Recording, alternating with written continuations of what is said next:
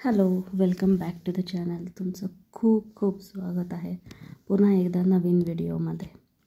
आणि देव करो तुमच्या मनातल्या सगळ्या चांगल्या इच्छा पूर्ण होऊ देत आणि तो तुमच्या पाठीशी सदैव असू देत चांगल्या वाईट परिस्थितीमध्ये. सो हा व्हिडिओ आहे संडेचा आणि संडेला आम्ही दोन नाही ॲक्च्युली 3 रेसिपीज बनवल्या होत्या. फिश, अंडा करी आणि व्हेजमध्ये आम्ही बनवलं होतं मेथीची भाजी. सो मेथीची भाजी मी शेअर नाही केली आहे ह्या व्हिडिओमध्ये, खूप मोठा व्हिडिओ होईल म्हणून. बट फिश करी आणि अंडा करी मी शेअर करते आहे तुमच्यासोबत. सो तुम्ही बघितलं असेल व्हिडिओच्या स्टार्टिंगला मी तुम्हाला फिश दाखवली आहे.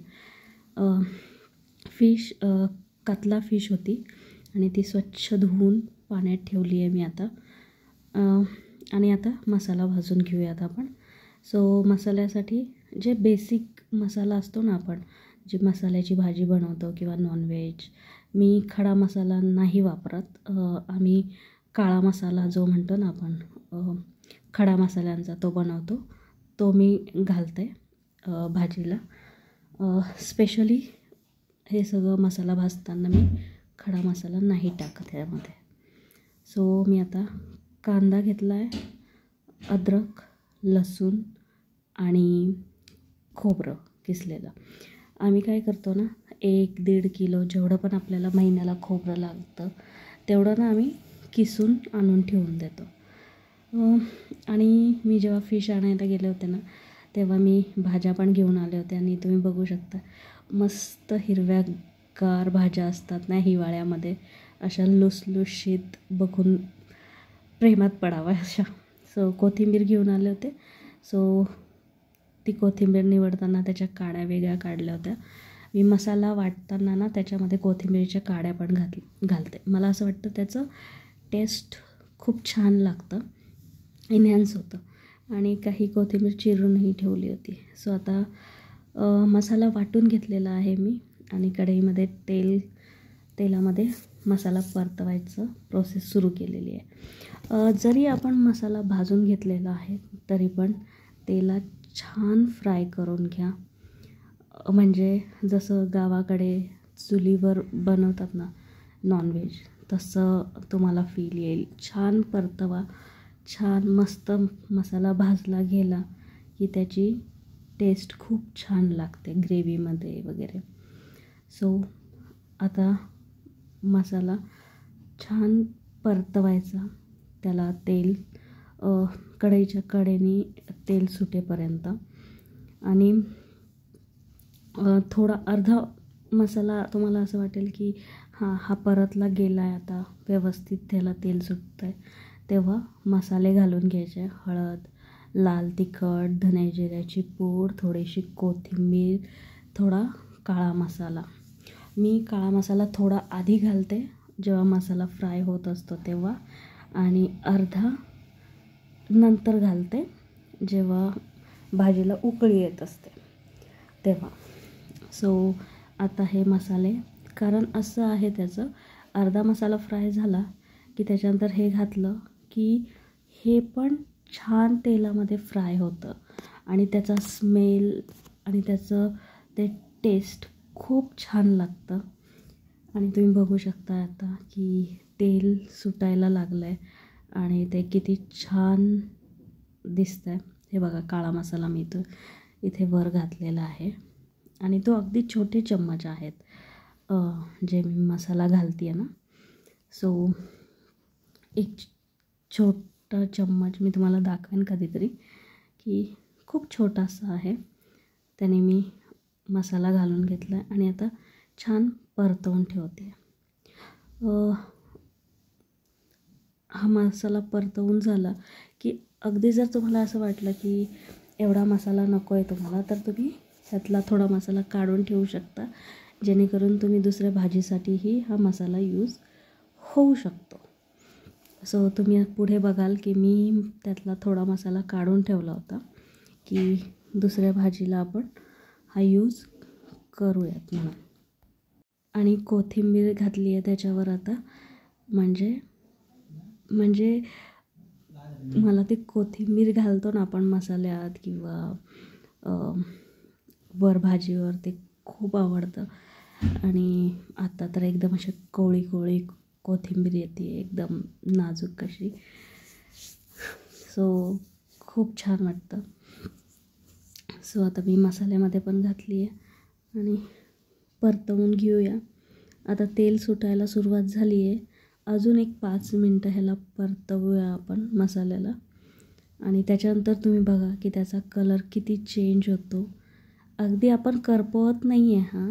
कोणी म्हणेल की मसाला हे झाला आहे, तर तसं नाही. तुम्ही बघू शकता तो एकदम छान फ्राय झाला आहे मसाला आणि त्याला तेलही सुटलं आहे. सो आता हे जे मसाला आपण फ्राय करत होतो त्याचं प्रोसेस झालेलं आहे. आणि तुम्ही बघू शकता किती तेल सुटलं आहे त्याला. जो आमचा काळा मसाला असतो ना, त्याच्यामध्ये पण मम्मीनी थोडा कांदा, लसूण, थोडा अद्रक आणि खडे मसाले हे छान भाजून तो मसाला केलेला आहे. तर त्याच्यात पण खोबरं आहे. सो त्याच्यामुळे ते तेल सुटतंच त्या भाजीला. त्याच्यामुळे मी तुम्ही बघितलं असेल तर स्टार्टिंगला पण जेव्हा मी सगळं घालत होते त्याच्यामध्ये लाल तिखट, हळद, तर तेव्हा पण मी त्याच्यामध्ये 1 चम्मच काळा मसाला घातला होता. आणि त्याच्यानंतर अर्धा मसाला फ्राय झाला तेव्हा पण मी तो काळा मसाला घातला होता. आणि त्याच्यानंतर थोडासा मसाला मी जेव्हा हे भाजीला उकळी येईल ना तेव्हा पण घालते. सो असं टेबलस्पूननी नाही, पण जे मसाल्याच्या डब्यामध्ये छोटे चमचे असतात ना, त्यांनी माझं मेजरमेंट आहे. सो मला सवय झाली आहे त्या गोष्टीची. आणि फिश थोडीशी तिखटच करतात तेव्हा तर त्याचं टेस्ट लागतं. जर तुम्हाला सर्दी झाली असेल, खोकला असेल, तर तुम्ही अशा पद्धतीने फिश करून बघा. थोडं ग्रेव्ही पण तुम्ही पिऊ शकता हे. आणि तुम्ही फिश बघाल तर खूप फ्रेश होती. त्यात पिंक कलर दिसतो आहे फिशचा. खूप फ्रेश होती, त्याच्यामुळे ती पटकन शिजली पण आणि अप्रतिम होती टेस्टला. खूप मस्त. आणि प्रत्येकाची वेगवेगळी पद्धत असते. माझी पण सिंपल साधी पद्धत आहे आणि त्या पद्धतीने मी बनवते. तर तुम्ही नक्की बनवून बघा. मला खात्री वाटते की तुम्हाला नक्की आवडेल.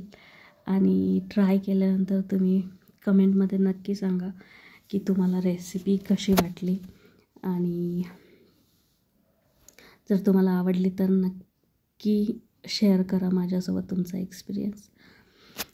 आणि आता हे मसाल्यामध्ये घातल्यावर पण ना ह्याला थोडंसं तेलामध्ये आपण शिजू देऊया. आणि त्याच्यानंतर गरम पाणी करून घेऊया. गरम पाणीच शक्यतोवर घाला असं मी म्हणेन, कारण की हे गरम आणि पाणी थंड ओतलं ना की थोडं टेस्ट पण चेंज होते आणि मग शिजायला पण वेळ लागतो. त्याच्यामुळे नॉनव्हेज काही कुठलीही भाजी करताना गरमच पाणी घाला. तुम्ही बघितलं असेल की खेडेगावामध्ये जेव्हा चुलीवर स्वयंपाक करतात तर त्याच्यावर झाकण ठेवतात, त्याच्यामध्ये ते पाणी गरम व्हायला ठेवतात. सो त्याच्यासाठी गरमच पाणी घाला शक्यतोवर. आणि आता आमच्याकडे 2च माणसं खाणार होते, मी त्या बेताने आमच्यासाठी भाजी करते आहे. ही जसं तुम्हाला आवडत असेल, म्हणजे जर तुम्ही ते रस्सा पिणार असाल फिशचा तर तुम्ही अजून पाणी पण घालू शकता तुमच्या ह्याने.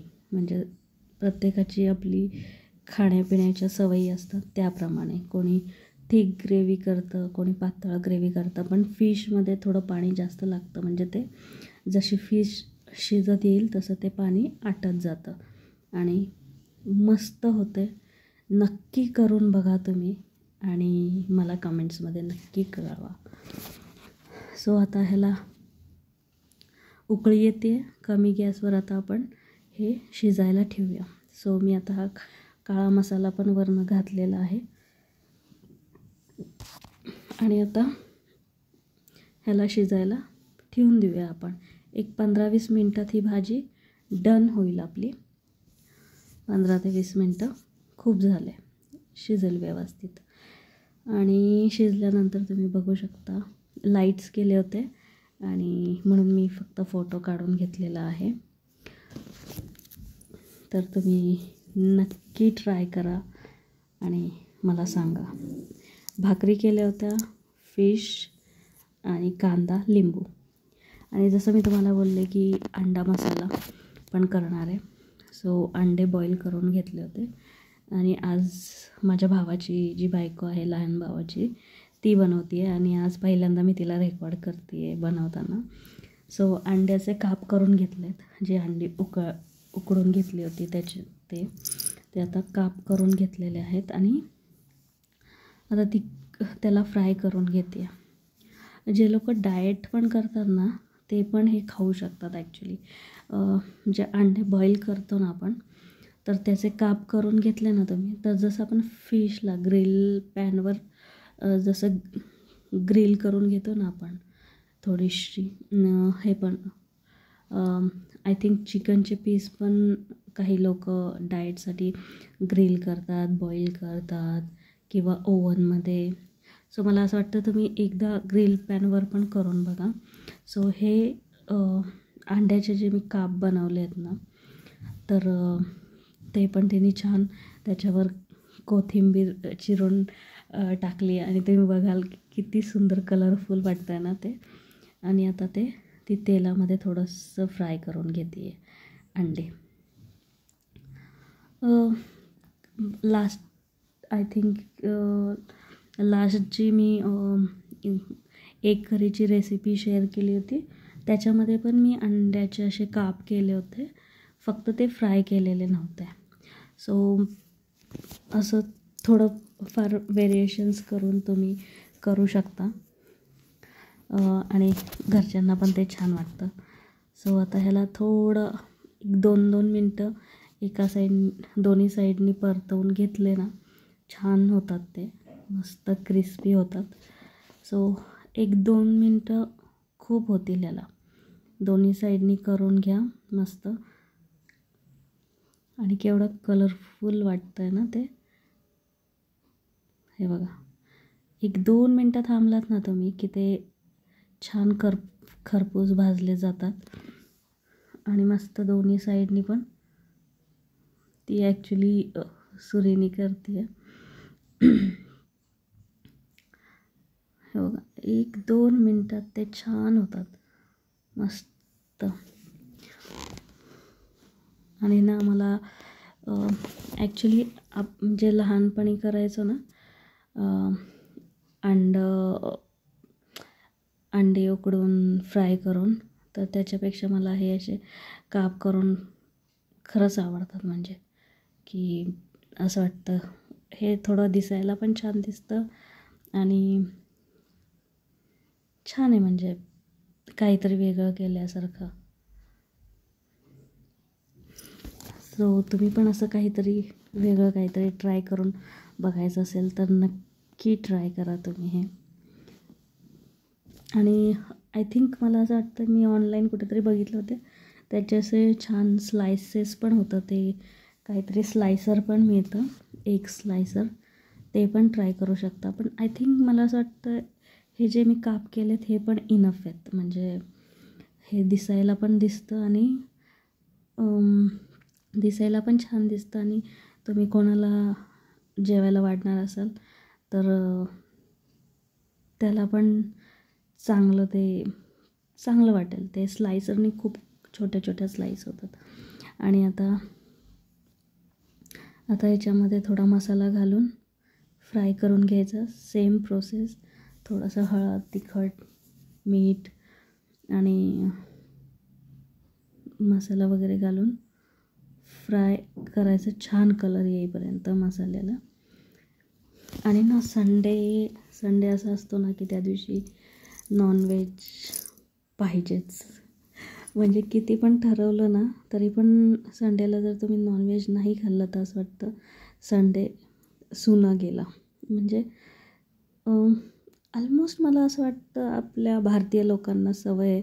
म्हणजे आता तर काय लोक बाहेरनंही मागवतात आणि कधीही खातात. पण असं होतं की पूर्वीपासून सवय लागली आहे की आमच्याकडे नॉनव्हेज संडेलाच यायचं. अधेमध्ये पण कधीतरी, पण फार फ्रिक्वेन्सी त्याची फार कमी होती. सो जर नॉनव्हेज खायचं असेल तर संडेलाच मिळायचं. आणि फार पूर्वी असं नव्हतं पण की कुठल्याही दिवशी कुठलंही काहीही केलं जायचं. कधी तर फार फार कंटाळा आला तर कधी मम्मी अंड्याची भुर्जी किंवा अंडा करी असं काहीतरी करायची. पण mostly nonveg, chicken, mutton, fish ते आमच्या घरी संडेलाच व्हायचं. सो आता मसाला फ्राय होतो आहे आणि तिने पण पाणी गरम करायला ठेवलं आहे म्हणजे ग्रेव्हीसाठी लागेल म्हणून.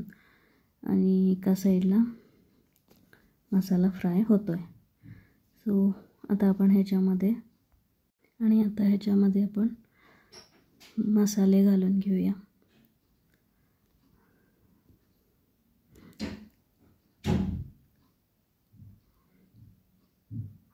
तिला थोडासा मसाला कमी वाटला आहे.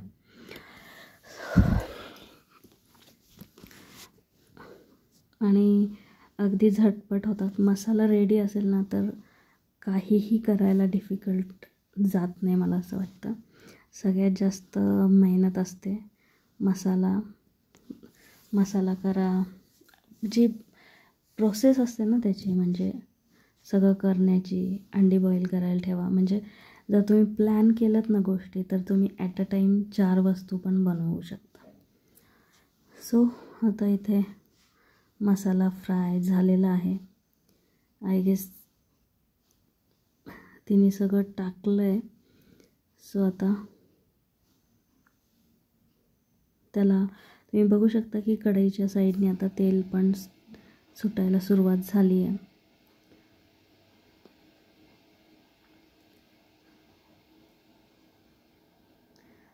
आणि आता त्याच्यामध्ये अंडी घालून घेऊया आणि भाजी रेडी. सो तुम्ही बघू शकता किती छान दिसतं आहे हे. आणि भाकरी, अंडा मसाला, कांदा आणि लिंबू.